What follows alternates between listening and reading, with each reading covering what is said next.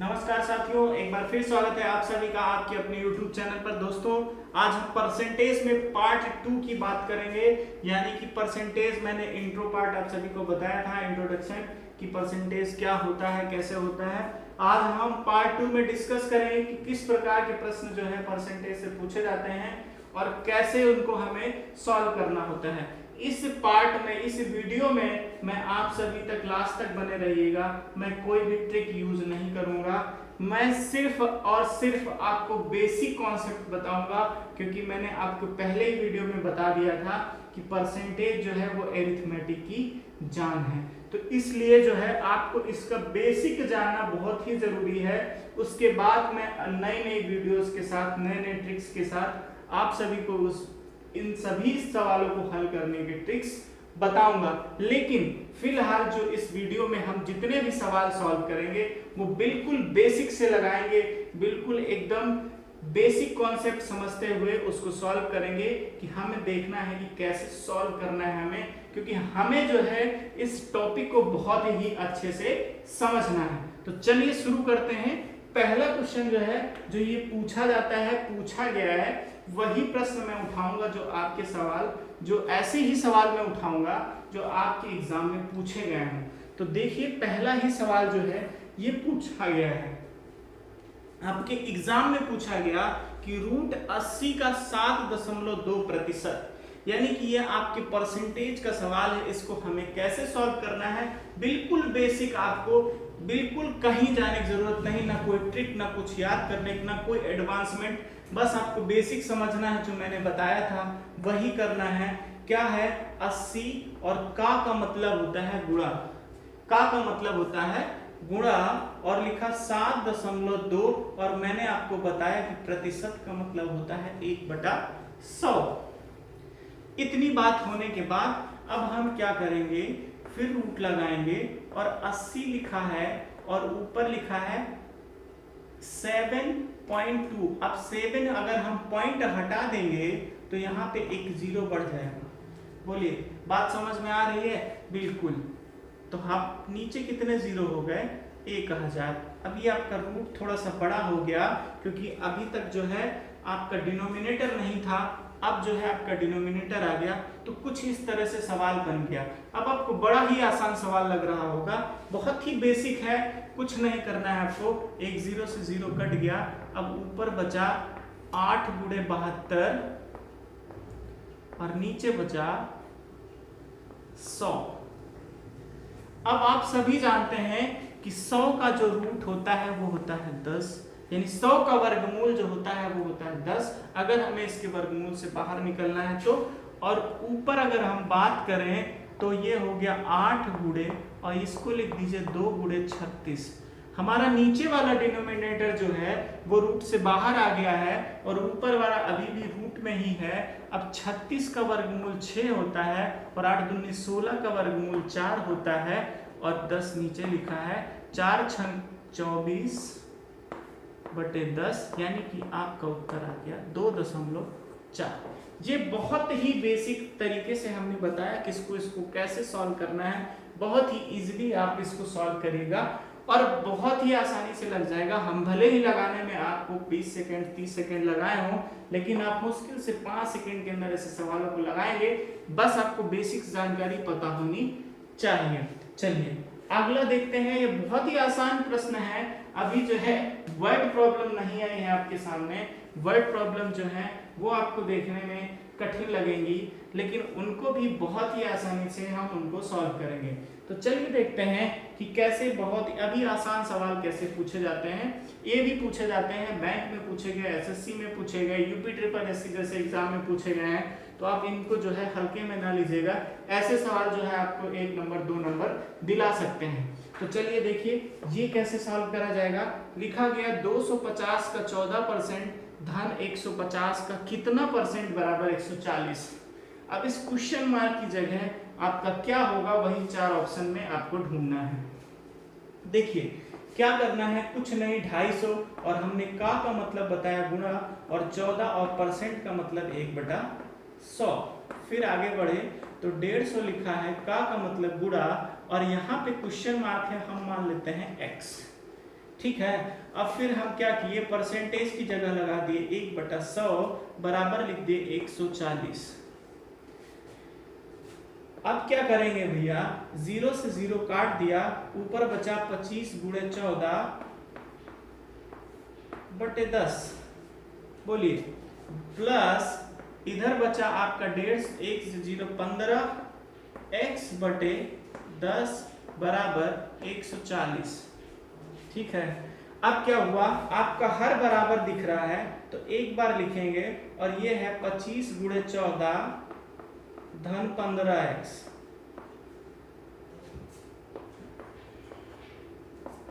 बराबर 140। अब हम क्या करेंगे, इसके आगे देखिए, तो 25 को 14 से हम गुणा नहीं करेंगे, ऐसे लिखेंगे 25 गुणे 14 प्लस 15x बराबर 140 गुणे 10। ये इधर भाग में था, उधर गुणे में चला गया, तो इस तरह से आया 25 गुणे 14 प्लस 15x बराबर 1400। अब इसको गुणा करेंगे तो 25 चौका 100, 25 एकम 25 और 10 35, बोलिए 350 आएगा। 25 चौका 100, 10, 25 एकम 25 और 10 35 प्लस 15x बराबर 1400। अब 15x बराबर 1400 में 350 घटा देंगे तो जानते ही हैं आप 1050 बचेगा। ठीक है, 1050। अब x को जो है वो आ गया 1050/15। अब आप इसको भाग कर दीजिए और आप अपना उत्तर ले लीजिए। ठीक, तो इस तरह से आपको बहुत ही आसानी से सॉल्व करना है। क्या है कि जो लिखा हुआ है वही करते चलना है, का मतलब गुणा, और परसेंट की जगह हम 1/100 कर रहे हैं, बाकी पूरी हम कैलकुलेशन कर रहे हैं। मैंने कहा ना, बिल्कुल बेसिक, इन सभी के ट्रिक हैं, इन सभी को हम बहुत ही आसानी से लगा सकते हैं, लेकिन अभी जो है हम फिलहाल बेसिक पे ही चलेंगे। चलिए देखते हैं अगला प्रश्न। अगला प्रश्न कह रहा है 4240 का 3/5 का 75% का 25%। कई का लगा गया, कई परसेंट लगाया गया, घबराने की जरूरत नहीं है, जो लिखा गया है वही हम करेंगे। 4240 का 3/5 का मतलब गुणा लगाते चलेंगे, 75% यानी 75/100। अब देखिए, अब यहीं पे हम आपको वीडियो एंड तक बने रहिएगा, यहीं पे हम आपको बताएं कि कैसे हम अप्लाई करते हैं। ट्रिक कोई कहीं से बनाता नहीं है, स्पेशली कोई डिजाइन नहीं करता, यहीं से निकल के आता है। अब देखिए 75% को हम सीधे सीधे क्या यूज करते, 3/4 यूज करते, लेकिन अभी हम 75/100 ही लिख रहे हैं। धीरे धीरे जब आप आगे बढ़ते जाएंगे, 25% हमने बताया था डायरेक्ट आप फ्रैक्शनल वैल्यू रख सकते हैं और उसका डायरेक्ट कैलकुलेशन करेंगे, आपको आंसर मुश्किल से 5 सेकंड में मिलेगा। लेकिन अभी आपको यहाँ पे बिल्कुल बेसिक चलना है। तो ये हो गया 75 गुणे 100 का 25/100। चलिए अब इसी को हमें गुणा कर लेना है, तो ये है 4240 गुणे 3। अब 75, 25 तिया 75, 25 चौका 100, 25 एकम 25, 25 चौका 100, यानी ऊपर बचा 3 गुणे 3 और नीचे बचा 5 गुणे 4 गुणे 4। ठीक है भैया, ये बचा। चलिए आगे देखते हैं कि लिखा गया 4240 गुणे 9 बटा 520 गुणे 4। ठीक है, फिर इसको आप कह दें तो 4240 जो है गुणे 9 बटे 20 चौक 80, एक 0 से 0 कट गया, यानी 424 गुणे 9 बटे 8। ठीक, अब इसी को आप गुणा करके भाग करेंगे तो आपको उत्तर मिल जाएगा। ठीक है, ऐसे सवालों को लगाने में अभी आपको 1 मिनट से अधिक समय भी लग सकता है और 1 मिनट भी लग सकता है। अगर आपकी कैलकुलेशन थोड़ी सी तेज होगी तो, बहुत फास्ट होगी तो आप 20 सेकंड में ऐसे सवालों को लगाएंगे इसी वे में। ठीक है, तो ये हुए कुछ सवाल जो बेसिक सवाल हैं, जिनको आप ऐसे ही जनरली सॉल्व करना होता है। ये परसेंटेज के सवाल है, इसी तरीके से और सवाल पूछे जाते हैं। मैंने टाइप जो है एक एक टाइप ऐसे उठा लिया है, इससे बहुत सारे सवाल इसी टाइप के पूछे जाते हैं। तो तो आपको घबराने की जरूरत नहीं। ऐसे टाइप को आप बहुत ही इजीली जो कह रहा होगा उसी को करते चलना है और इजीली जो है ये क्वेश्चंस सॉल्व हो जाएंगे। चलिए देखते हैं आगे और कैसे प्रश्न हैं।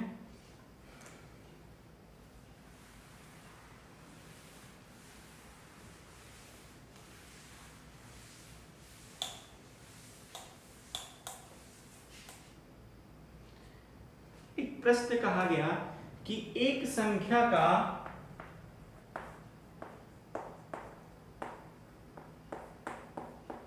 देखिए भैया हमारे पास स्मार्ट बोर्ड नहीं है तो हमें प्रश्न लिखना पड़ता है, नहीं तो इधर बढ़िया सा प्रश्न आता चला जाता है और आपको हम सॉल्यूशन ही केवल बताते हैं, तो थोड़ी सी परेशानी आपको झेलनी पड़ेगी। बशर्ते आपको सॉल्यूशन जो है बहुत ही अच्छा मिलेगा, कॉन्सेप्ट जो है आपको बहुत ही अच्छा मिलेगा, बिल्कुल बेसिक मिलेगा। तो आप वीडियो के एंड तक बने रहिए और आसानी से आप जो है देखते रहिए, थोड़ा सा अपना समय दीजिएगा। एक संख्या का लिखा गया 1/5 यदि 81 है, एक संख्या का 1/5 यदि 81 है तो उस संख्या का 68% क्या होगा? तो उस संख्या का 68% क्या होगा? देखिए प्रश्न क्या है, आप चाहे तो लिख लीजिए, हम बहुत ही शॉर्ट में थोड़ा सा लिख लेते हैं क्योंकि आपका समय बहुत ही कीमती है। मैं मानता हूं ऐसे प्रश्नों को जो है लिखने में हम समय जाया नहीं करेंगे। तो चलिए देखते हैं, एक संख्या का 1/5 अगर 81 है तो उस संख्या का 68% कितना होगा? देखिए भैया अब यहाँ पे तो परसेंट पूछा गया, यहाँ पे आपको फ्रैक्शनल वैल्यू दी गई, तो एक संख्या का कहा गया 1/5 अगर 81 है तो अब हमें 68% का तो फ्रैक्शनल वैल्यू पता नहीं है। तो अब हम क्या करेंगे? देखिए अगर आपको ट्रिक लगाना होता तो बड़ी आसानी से लगेगा, अगर आपको थोड़ा सा दिमाग लगाना है तो बहुत ही आसानी से लगेगा, लेकिन यहाँ पे हम बहुत ही बेसिक चलेंगे। इसलिए हमने कहा है कि इस वीडियो में हम कहीं भी ट्रिक और कोई भी दिमागी काम नहीं करेंगे, बस आपको जो कह रहा होगा वही करते चलना है। देखिए कह रहा है वो एक संख्या थी, उसका 1/5 81 है, तो मान लेते हैं वो संख्या थी x, मानो वो संख्या थी बराबर x। अब इस संख्या का यानी x का 1/5 बराबर था 81। बोले इतनी बात समझ में आ रही? इस संख्या का 1/5 जो था वो था 81, तो ये संख्या क्या होगी भैया? ये 81 को 5 से गुणा करेंगे तो 5 × 5 5 × 40, यानी ये संख्या आ गई 405। अब मुझे ये संख्या पता चल गई 405, तो क्या हम 405 का 68% नहीं निकाल सकते हैं? बिल्कुल निकाल सकते हैं। 405 का हमें क्या निकालना है? 68%। ठीक है, अब क्या है, 405 को 68 से गुणा करना है और 2 अंक के बाद दशमलव लगा देना है, तो इसका उत्तर जो आएगा वो आएगा 275.4। 10 सेकेंड गुणा करने में लगेगा और ये काम करने में भी 10 सेकेंड लगा, तो 20 सेकेंड में अभी भी जब आप बिल्कुल बेसिक चल रहे हैं तब सवालों को सॉल्व कर रहे हैं। जब आप थोड़ा सा ओवर होंगे, जब थोड़ा सा आप एडवांसमेंट में आएंगे, जब आपको थोड़ी सी ट्रिक बताई जाएगी तो आप और अच्छे से उसको सॉल्व कर पाएंगे। चलिए देखते हैं अगला प्रश्न। अगला प्रश्न कह रहा है एक भिन्न के अंश में 25% की वृद्धि कर गई। एक भिन्न है के अंश में 25% की वृद्धि एवं हर को 2 गुना कर दिया गया।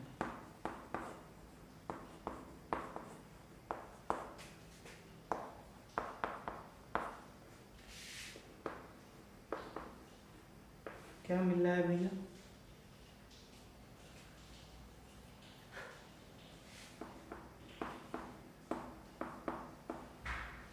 देखिए कह रहा एक भिन्न के अंश में 25% की वृद्धि एवं हर को 2 गुना करने पर जो प्राप्त भिन्न है वो 5/9, तो वास्तविक भिन्न बताइए।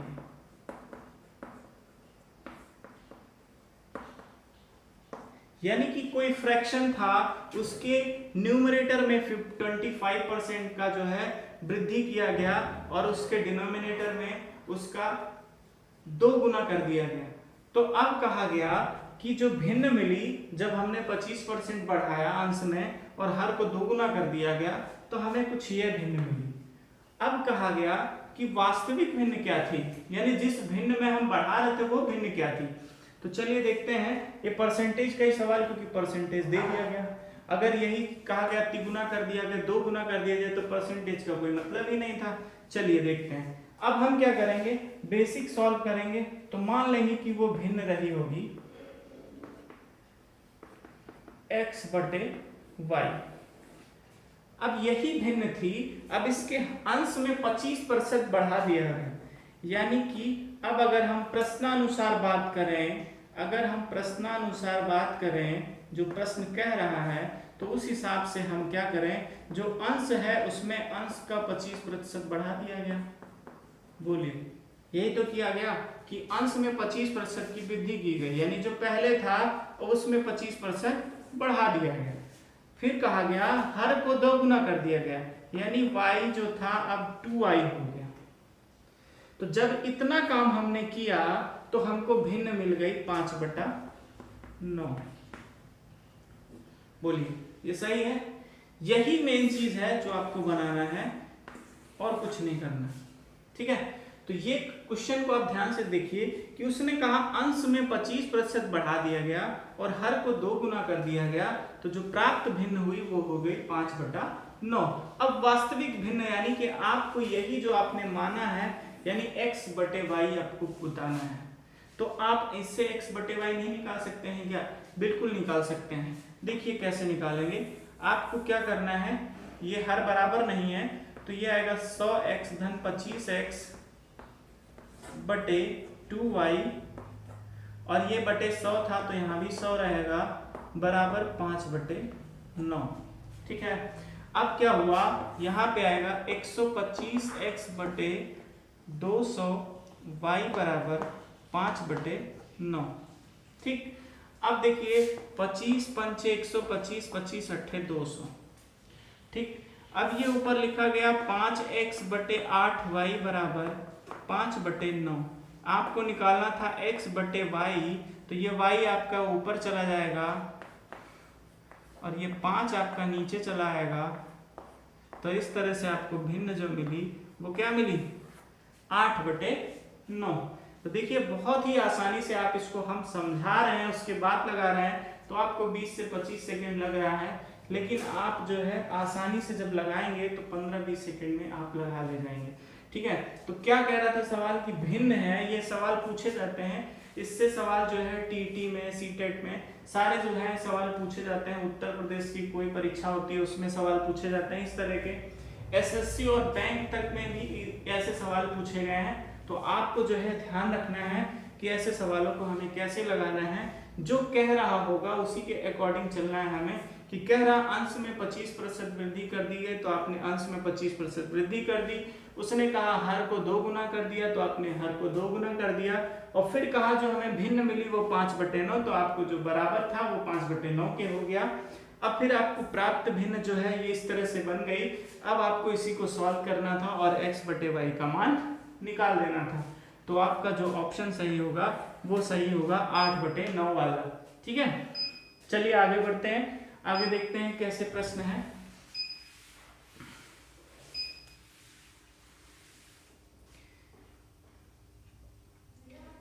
लिखा गया कि किसी भिन्न के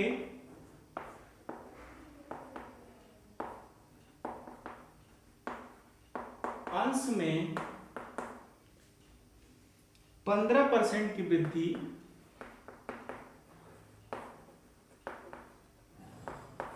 तथा हर में 8% की कमी कर दी है।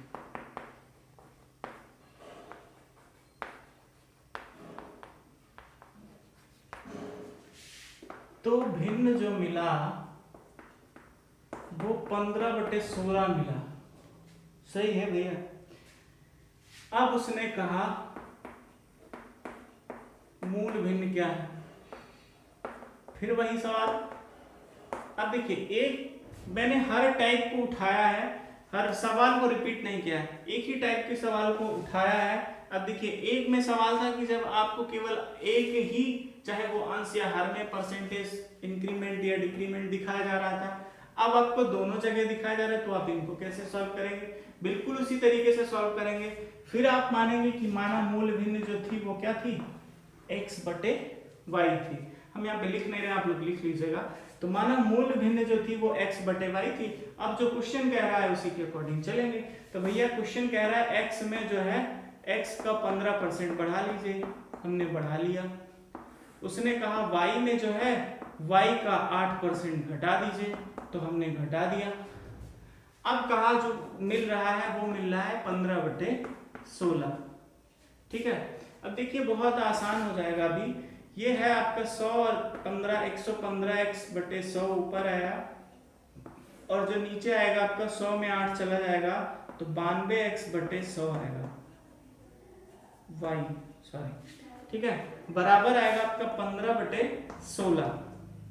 ठीक है, अब आप देख रहे हैं 100 से 100 कट गया। इस तरह से जो आपका बचा वो बचा 115x बटे 92y बराबर 15/16। ठीक,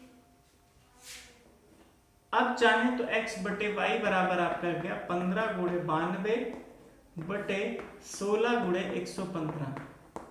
अब इसी को आपको सॉल्व कर देना है और आपका x बटे y पता चल जाएगा। ठीक, अब आप इसी को काटना है, 5 3 15, 5 दूनी 10, 5 3 15, 23 हो गया।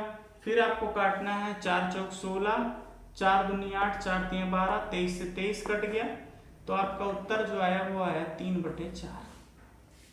ठीक है भैया, देखिए बहुत ज्यादा कैलकुलेशन आपको नहीं मिलती है, बस आपको ध्यान रखना है कि जो आपसे कह रहा हो उतना ही करना है। बड़ी आसानी से आपको लग रहा होगा 92 15 से गुणा, 115 को 16 से गुणा, देखिए कितनी आसानी से 23 कट गई। ठीक है, कहीं कैलकुलेशन नहीं करनी पड़ी और 3/4 आपका आंसर आ गया। तो इस तरह से जो है आपके जो है भिन्न वाले सवाल परसेंटेज में जो पूछे जाते हैं उनको मैंने ले लिया है। अब देखिए आगे कैसे सवाल पूछे जाएंगे, चलिए देखते हैं।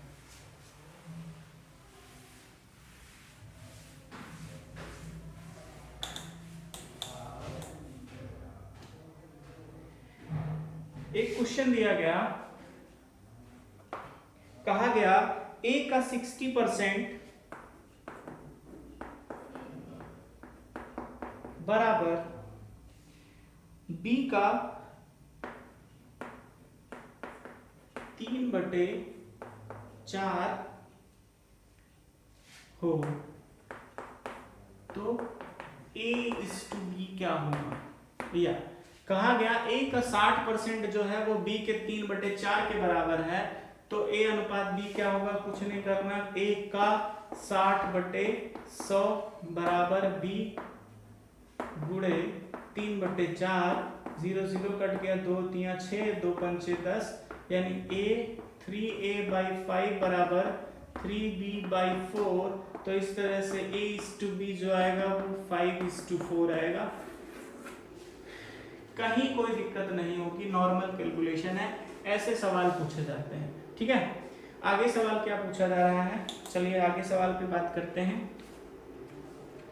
आगे वही सवाल है जो मैंने आपको पहली वीडियो में बताया था, आप पहली वीडियो को देखिएगा तो उसमें वो सारे सवाल आपको मिलेंगे जिनको हम सॉल्व कर रहे थे। आइए देख लेते हैं, एक दो सवाल उस पर भी कर लेते हैं और वीडियो को एंड करते हैं। चलिए, क्वेश्चन कह रहा है यदि a की आय b की आय से 10% अधिक है, a की आय b की आय से 10% अधिक है, तो b की आय a की आय से कितने प्रतिशत कम है? अगर आपने हमारी पहली वीडियो नहीं देखी है तो आप प्लीज उसको देखिएगा, उसमें मैंने यही बताया है कि कहा गया यदि m n से 10% अधिक है तो n m से कितने परसेंट कम होगा, या कहा गया n m से 10% कम है तो तो mn से कितने परसेंट अधिक होगा। इस टाइप के सवाल मैंने आपको पहली ही वीडियो में लगा दिए थे। इंट्रो पार्ट में करने के बाद मैंने इस टाइप के सवाल आपको सॉल्व कराए थे। चलिए एक बार फिर देख लेते हैं इसको। सिंपल सा सवाल है कि ए की आय बी की आय से 10% अधिक है। ए की आय बी की आय से 10% अधिक है। अब कहा गया बी की आय ए की आय से कितने परसेंट कम है। तो भैया लेस परसेंट का हमने फॉर्मूला बताया था आपको पहली वीडियो में, और सीधा सा सवाल था कि नीचे करना है 10 और 110 गुणे 100।